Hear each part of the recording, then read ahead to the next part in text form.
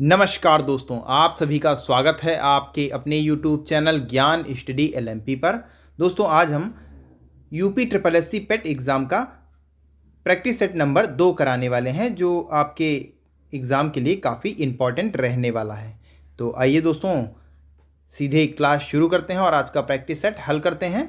उससे पहले दोस्तों, अगर आप चैनल पर पहली बार आए हैं तो चैनल को सब्सक्राइब ज़रूर कर लें, साथ में बेल आइकन को अंडर प्रेस कर लें, जिससे डेली की डेली जो हमारी क्लास होती है उसकी जानकारी आपको मिल सके। तो अब दोस्तों आइए आज का प्रैक्टिस सेट हल करते हैं।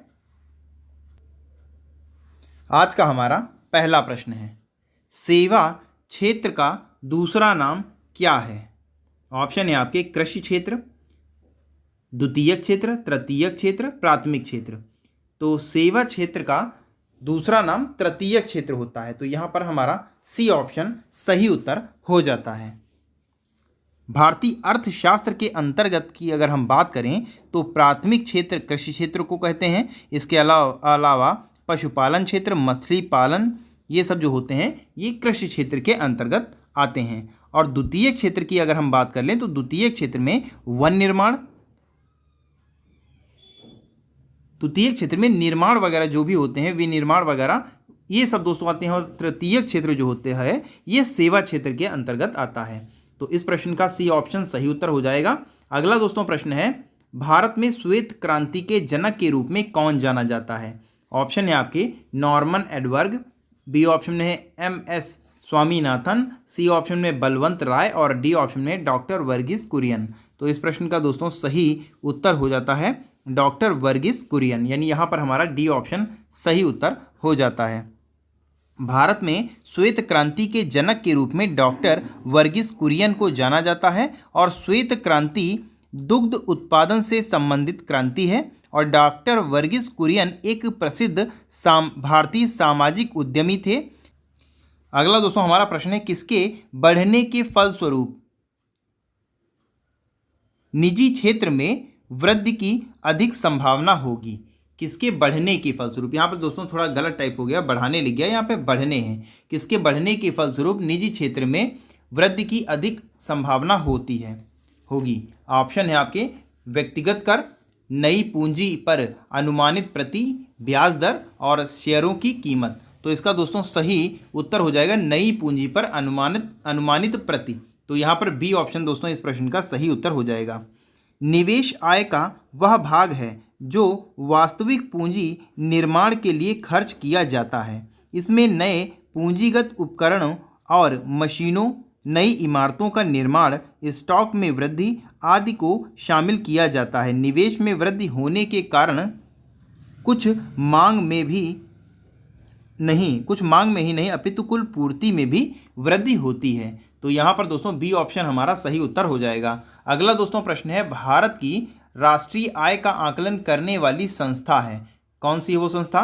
केंद्रीय सांख्यिकी संगठन, वित्त मंत्रालय, RBI, नीति आयोग। तो इसका दोस्तों सही उत्तर हो जाएगा केंद्रीय सांख्यिकी संगठन, यानी ए ऑप्शन दोस्तों यहाँ पर हमारा सही उत्तर हो जाएगा। भारत की राष्ट्रीय आय का आकलन करने वाली संस्था केंद्रीय सांख्यिकी संगठन होती है और यह भारत में सांख्यिकीय गतिविधियों के समन्वय तथा सांख्यिकीय मानकों के विकास एवं अनुरक्षण हेतु उत्तरदायी संगठन है। इस संगठन का मुख्यालय दिल्ली में स्थित है। तो यहाँ पर हमारा ए ऑप्शन सही उत्तर हो जाएगा। आइए दोस्तों अगले प्रश्न पर चलते हैं। अगला दोस्तों हमारा प्रश्न है, भारत की संविधान में इनमें से क्या राज्य सूची में सम्मिलित नहीं है? दंड प्रक्रिया संहिता, जेल, पुलिस और डी ऑप्शन है कानून और व्यवस्था। तो इसका दोस्तों सही उत्तर हो जाएगा ऑप्शन ए, यहाँ पर दोस्तों सही हो जाएगा दंड प्रक्रिया संहिता, यानी ए ऑप्शन इस प्रश्न का सही उत्तर हो जाएगा। भारतीय संविधान में 3 सूचियों, संघ सूची, राज्य सूची और समवर्ती सूची का उल्लेख है। संघ सूची में कुल 100 विषय हैं और इन विषयों में सेना, रेल, डाक, बैंकिंग, विदेशी मामले, संचार और मुद्रा ये इसमें आते हैं। केंद्र सरकार ही इसमें कानून बना सकती है। और राज्य सूची में वर्तमान में कुल 61 विषय हैं और इन विषयों में इन विषयों की अगर बात कर लें तो इसमें राज्य पुलिस, स्वास्थ्य, स्वच्छता, कानून व्यवस्था, अदालत, सड़क और कृषि, इस तरह के इसमें विषय हैं और इन पर केवल राज्य सरकार ही कानून बना सकती है। और समवर्ती सूची में कुल 52 विषय हैं और इन विषयों में शिक्षा प्रमुख है और इन पर केंद्र एवं राज्य की सहमति पर से ही कानून बनाए जा सकते हैं। और दंड प्रक्रिया संहिता ये राज्य सूची का विषय यहाँ पर नहीं है, तो यहाँ पर ए ऑप्शन हमारा सही उत्तर हो जाएगा। अगला दोस्तों प्रश्न है, त्रिस्तरीय पंचायती राज व्यवस्था का विचार किसने रखा था? रॉयल कमीशन, बलवंत राय मेहता समिति, अशोक मेहता समिति और डी ऑप्शन में है इनमें से कोई नहीं। तो इसका दोस्तों सही उत्तर हो जाएगा, और दोस्तों सही उत्तर हो जाएगा ऑप्शन बी सही हो जाएगा, बलवंत राय मेहता समिति। त्रिस्तरीय पंचायती राज व्यवस्था का विचार सर्वप्रथम बलवंत राय मेहता समिति के द्वारा रखा गया था और पंचायती राज व्यवस्था की 3 स्तरीय बैठकें क्रम जो हैं ग्राम पंचायत, ब्लॉक, तालुका पंचायत एवं जिला पंचायत हैं। तीनों ही स्तर की पंचायती राज व्यवस्था का मुख्य कार्य आर्थिक विकास, सामाजिक न्याय एवं राज्य व केंद्र सरकार की योजनाओं को लागू करना है। आधुनिक भारत में प्रथम बार तत्कालीन प्रधानमंत्री जवाहरलाल नेहरू द्वारा राजस्थान के नागौर जिले में 2 अक्टूबर 1959 को पंचायती राज व्यवस्था लागू की गई थी। तो यहाँ पर दोस्तों हमारा बी ऑप्शन सही उत्तर हो जाएगा। आइए दोस्तों अगले प्रश्न पर चलते हैं। अगला अब दोस्तों हमारा 7 नंबर का प्रश्न है, निम्नलिखित में से क्या भारतीय संविधान की मुख्य विशेषता नहीं है? ऑप्शन है आपके लिखित संविधान और संविधान की सर्वोच्चता, बी ऑप्शन में है शक्तियों का विवरण, सी ऑप्शन में है अर्धसंघीय संरचना और डी ऑप्शन में है प्रतिबद्ध न्याय तंत्र। तो इसका दोस्तों सही उत्तर हो जाएगा प्रतिबद्ध न्याय तंत्र, यहाँ पर सही उत्तर हो जाएगा, यानी डी ऑप्शन दोस्तों यहाँ पर हमारा सही उत्तर हो जाएगा। प्रतिबद्ध न्याय तंत्र को छोड़कर प्रश्न में जो भी अन्य दिए हुए हैं ये भारतीय संविधान की मुख्य विशेषता हैं, जैसे संविधान का लिखित और इसका सर्वोच्चता, इसकी सर्वोच्चता, शक्तियों का वितरण और अर्धसंघीय संरचना, ये तीनों ही दोस्तों सही हैं। यहाँ पर डी ऑप्शन सही उत्तर हो जाएगा। आइए दोस्तों अगले प्रश्न पर चलते हैं। अगला दोस्तों हमारा प्रश्न है, भारत में आर्थिक सुधार 1951 के दौरान प्रधानमंत्री कौन थे? ऑप्शन है आपके डॉक्टर मनमोहन सिंह, पीवी नरसिम्हा राव, अटल बिहारी वाजपेयी और डी ऑप्शन में है इनमें से कोई नहीं।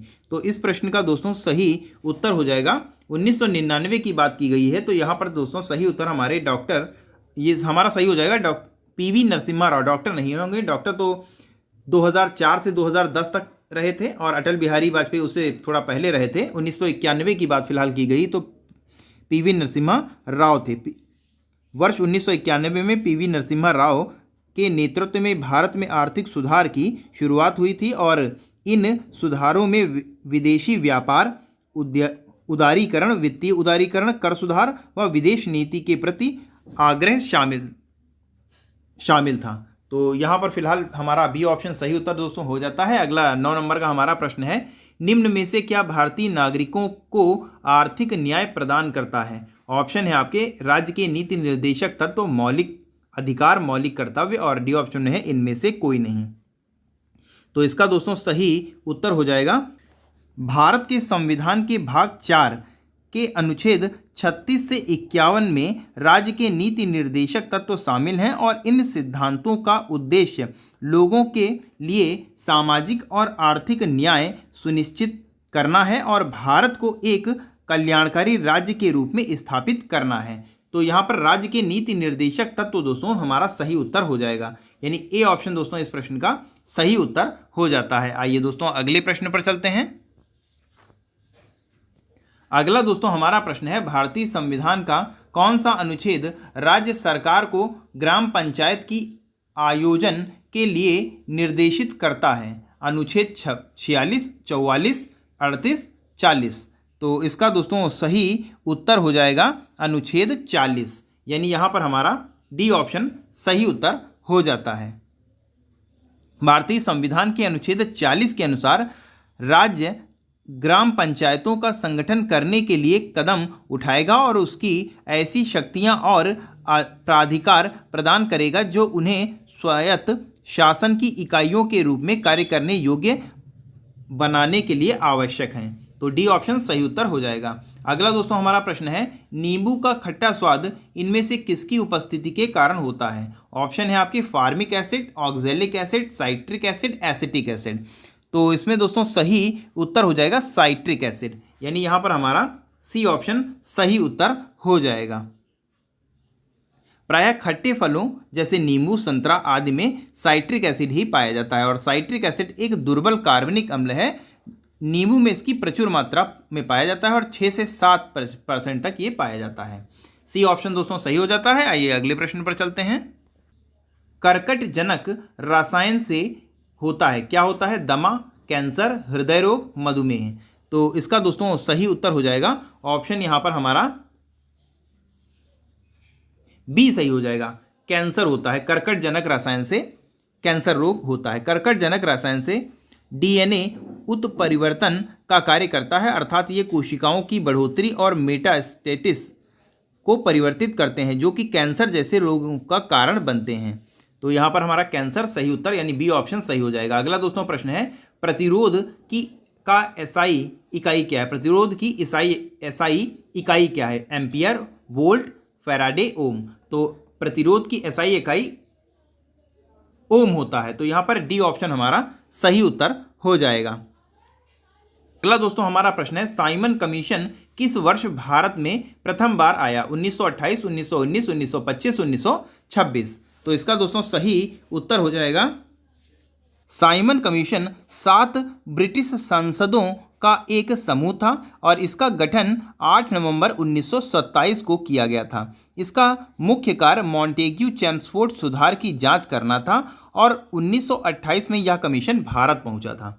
तो 1928 यानी यहाँ पर हमारा ए ऑप्शन सही उत्तर हो जाएगा। अगला दोस्तों प्रश्न है, नागार्जुन सागर बांध किस नदी पर बना है? कावेरी, गंगा, गोदावरी, कृष्णा। तो नागार्जुन सागर बांध कृष्णा नदी पर बंधा है। तो यहाँ पर हमारा डी ऑप्शन सही उत्तर हो जाएगा। यह बांध अपनी मजबूती के साथ साथ अपने भव्य बनावट के लिए भी प्रसिद्ध है। तो यहाँ पर डी ऑप्शन सही उत्तर हो जाएगा। आइए दोस्तों अगले प्रश्न पर चलते हैं।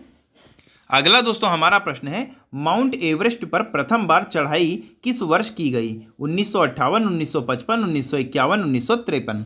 तो माउंट एवरेस्ट पर सबसे पहले 1953 में चढ़ाई की गई थी, यानी डी ऑप्शन दोस्तों यहाँ पर हमारा सही उत्तर हो जाएगा। 29 मई 1953 को सर एडमंड हिलेरी एवं शेरपा तेंजिंग नार्गे ने माउंट एवरेस्ट पर पहली बार चढ़ाई की थी। तो डी ऑप्शन सही उत्तर हो जाएगा। अगला प्रश्न है, इनमें से कौन सी हड़प नीति का कट्टर समर्थक था?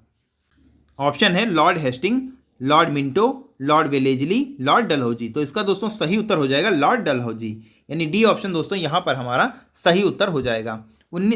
1848 ईस्वी में भारत का गवर्नर जनरल डलहौजी को बनाया गया और इसने अपने शासनकाल के शुरुआत से ही राज्यों को ब्रिटिश शासन में शामिल करने की नीति अपनाई थी, जिसे हड़प नीति कहा जाता था और डलहौजी को हड़प नीति का कट्टर समर्थक माना जाता है। तो डी ऑप्शन सही उत्तर हो जाएगा।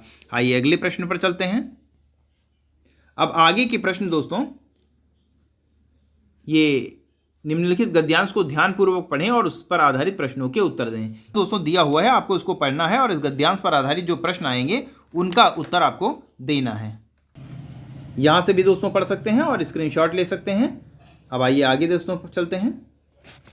अब ये दोस्तों प्रश्न आए हुए हैं, इनको आपको उत्तर देना है। पहला हमारा गद्यांश पर आधारित पहला प्रश्न है, उपर्युक्त गद्यांश के लेखक का उद्देश्य था, क्या था? जनतांत्रिक से हानि बताना, अंग्रेजी राज्य के दोष गिनाना, धार्मिक आस्थाओं और सब व्यवहार को बढ़ावा देना और डी ऑप्शन में भारतीय स्वतंत्रता संग्राम की विशेषता बताना। तो इसका दोस्तों सही उत्तर हो जाएगा भारतीय स्वतंत्रता संग्राम की विशेषता बताना। डी ऑप्शन दोस्तों सही हो जाएगा। आप जब गद्यांश इसको पढ़ेंगे तो आप इन प्रश्नों के आसानी से उत्तर मिल जाएंगे आपको।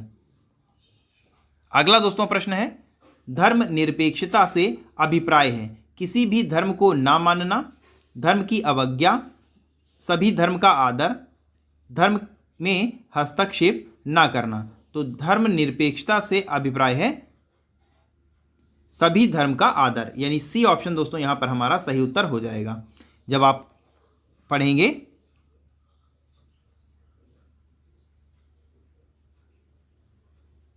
जब आप पैरा अच्छे से पढ़ेंगे तो आपको इन प्रश्नों का उत्तर मिल जाएगा। अगला दोस्तों हमारा प्रश्न है, कैसे मान लिया जाए कि हमारा स्वतंत्रता संग्राम जनतांत्रिक था? ऑप्शन है आपके, इनमें सभी जाति वर्गों धर्म के लोगों ने भाग लिया था, यह स्वतंत्रता प्रेमियों का आंदोलन था, या महात्मा गांधी ने सदव्यवहार दोस्तों यहाँ पर होगा, सदव्यवहार और आचरण का प्रतीक था, और डी ऑप्शन है इनमें हिंदू और मुस्लिम सम्मिलित थे। तो इसका दोस्तों सही उत्तर है, इनमें सभी जाति वर्ग धर्म के लोगों ने भाग लिया था, यानी ए ऑप्शन दोस्तों यहाँ पर सही उत्तर हो जाएगा। आइए अगले प्रश्न पर चलते हैं। अगला दोस्तों प्रश्न है, दिए गए गद्यांश के लेखक ने मुख्य रूप से बताया है कि, ऑप्शन है महात्मा गांधी के नेतृत्व में राष्ट्रीय आंदोलन कैसा था, बी ऑप्शन में है गुलाम देश की दशा कैसी थी, सी ऑप्शन में है आज़ादी में क्रांतिकारियों की विशेष भूमिका थी, और डी ऑप्शन में है आज़ादी के संघर्ष में कृषकों का क्या योगदान था। तो इसका दोस्तों सही उत्तर हो जाएगा, ए ऑप्शन दोस्तों सही हो जाएगा, महात्मा गांधी के नेतृत्व में राष्ट्रीय आंदोलन कैसा कैसा था। तो ए ऑप्शन सही हो जाएगा। आइए अगले प्रश्न पर चलते हैं, और ग्राफ दिया हुआ है, आपको इस ग्राफ को देखना है और आगे आने वाले प्रश्नों का उत्तर देना है। दिया गया ग्राफ एक वस्तु, यहाँ पर दोस्तों ये एक टाइप हो गया है, एक की जगह पर यहाँ पर x लिखा हुआ है, आप x इसको मान लीजिएगा। एक दिया गया ग्राफ एक वस्तु x के आयात को 2013 से 2019 के मध्य करोड़ रुपए में दर्शाता है। दर्शाए गए चित्र पर आधारित प्रश्नों के उत्तर दें। ये थोड़ा गलत टाइप है यहाँ पर, ये आप सही कर लीजिएगा, हम इसके साथ साथ इसीलिए पढ़ भी देते हैं। तो ये ग्राफ दोस्तों दिया हुआ है, इस पर आधारित प्रश्न आएंगे, आपको इनका उत्तर देना है। तो इस पर आधारित हमारा पहला प्रश्न है, विगत कितने वर्ष तक x का आयात x के औसत आयात से अधिक था? तो सभी वर्षों का x का औसत आयात की अगर हम दोस्तों बात कर लें तो यहाँ से आप देख सकते हैं सभी का, यानी ये 700 है, ये 900 है, ये 1200 है, फिर 1200, फिर 1300 और फिर 2000। तो इनका औसत दोस्तों निकालेंगे, यानी 700 प्लस 900 प्लस 1200 प्लस 1200, या नीचे लिख देते हैं दोस्तों प्लस 1300 प्लस 2000, और ये चूंकि 6 हैं तो इनको 6 से भाग कर लेंगे, ये औसत निकल आएगा। तो यहाँ पर दोस्तों आ जाएगा 7300/6, और ये आ जाएगा 1216.21 करोड़ आ जाएगा। तो विगत वर्ष दोस्तों अब इसमें कहा गया है, तो विगत वर्ष जो इसमें दिया है, विगत 2 वर्षों से दोस्तों ये अधिक हो जाएगा। ये जो इसका औसत जो आएगा, ये आप देख सकते हैं, इससे भी अधिक है और इससे भी अधिक है, इससे कम है, इससे कम है। तो यहाँ पर हमारा यानी बी ऑप्शन दोस्तों सही उत्तर हो जाएगा। आइए अगला सवाल लगाते हैं। अगला दोस्तों सवाल है, x के औसत आयात से अधिक आयात और x के औसत आयात से कम आयात के वर्षों का अंतर आपको यहाँ पर बताना है। तो x के औसत आयात जो हमने अभी इससे पहले वाले सवाल में निकाला क्या था, 1216.66 करोड़, और औसत से कम वाले 4 वर्ष जो अब इसमें बचे, औसत से कम वाले 4 वर्ष जो हैं उनको आप यहाँ से आप उनको देख सकते हैं, एक ये कम है, एक ये कम है, और ये 4 वर्ष जो हैं ये कम हैं। तो 4 से 4 वर्ष हैं और 2 वर्ष इसमें से कम हो जाएंगे, तो आंसर हमारा 2 आ जाएगा, यानी डी ऑप्शन दोस्तों यहाँ पर हमारा सही उत्तर हो जाएगा। आइए अगला सवाल लगाते हैं। अगला सवाल है, वर्ष 2018-19 के दौरान एक वर्ष के आयात में प्रतिशत वृद्धि सभी वर्षों के x के आयात के उसके औसत में कितनी है? तो इसमें दोस्तों करना क्या है, इसमें 2018-2019 के दौरान x का आया अभी हमने देखा दोस्तों 2000 करोड़ था, और सभी वर्षों का औसत हमने अभी निकाला 1216.66 करोड़ है। तो वृद्धि इसमें कितनी हुई, आप इसमें से इसको जब घटाएंगे तो ये दोस्तों, ये जब दोस्तों आप इसमें से इसको घटाएंगे तो ये 7,783.34 आ जाएगी। तो यहाँ से जब इसका हम प्रतिशत निकालेंगे तो ये प्रतिशत दोस्तों हो जाएगा 783.34, और इसकी 100 से गुणा करेंगे और बटे में 1216.66, ये जो हमारा टोटल जो आया था वो कर देंगे। इसको हल करेंगे दोस्तों 64.38% आ जाएगा। यही दोस्तों हमारा सही उत्तर हो जाएगा, 64.38%। और 64.38 हमारे ए ऑप्शन में दे रखा है। ए ऑप्शन दोस्तों यहाँ पर हमारा सही हो जाएगा। आइए अगला दोस्तों सवाल है, सभी वर्षों के लिए वर्ष दर वर्ष एक्स के आयात की वृद्धि और औसत है करोड़ में कितना है, आपको ये बताना है यहाँ पर। तो सभी का जब दोस्तों औसत निकालेंगे, यहाँ से यहाँ दोस्तों 200 बढ़ा, फिर ये 300 बढ़ा, फिर ये 0 हुआ, फिर ये 100 हुआ, फिर ये जो है 700 हुआ। इसको दोस्तों यहाँ पर हम जोड़ लेंगे, यानी 200 प्लस 300 प्लस 0 जो वहाँ पर था, प्लस उसके बाद दोस्तों 100 था, फिर 700 था। ये सब जोड़ेंगे तो ये दोस्तों 1300 आ जाएगा। और सभी वर्षों में वर्ष दर वर्ष वृद्धि का औसत यहाँ से निकालेंगे तो इसको दोस्तों 5 से हम भाग कर देंगे, 260 आ जाएगा। यही दोस्तों हमारा आंसर हो जाएगा 260। 260 हमारे ए ऑप्शन में दे रखा है, तो ए ऑप्शन यहाँ पर हमारा सही उत्तर हो जाएगा। तो आज के दोस्तों टॉप 25 क्वेश्चन यहीं से हमारे समाप्त हो जाते हैं। आपके आज के टॉप 25 क्वेश्चन कैसे लगे और आपको कितने प्रश्न इनमें से आते थे, आपको कमेंट बॉक्स में बताना है। और अगर किसी भी प्रश्न में आपको कोई भी डाउट हो तो आप कमेंट बॉक्स में पूछ सकते हैं, आपके प्रश्न का उत्तर ज़रूर दिया जाएगा। तो कैसी लगी क्लास कमेंट करके बताएं। अगर अच्छी लगी हो तो लाइक करें, शेयर करें। तो इसी के साथ दोस्तों आज की क्लास यहीं पर हम समाप्त करते हैं। मिलते हैं अगली क्लास में, तब तक के लिए नमस्कार, जय हिंद, जय भारत।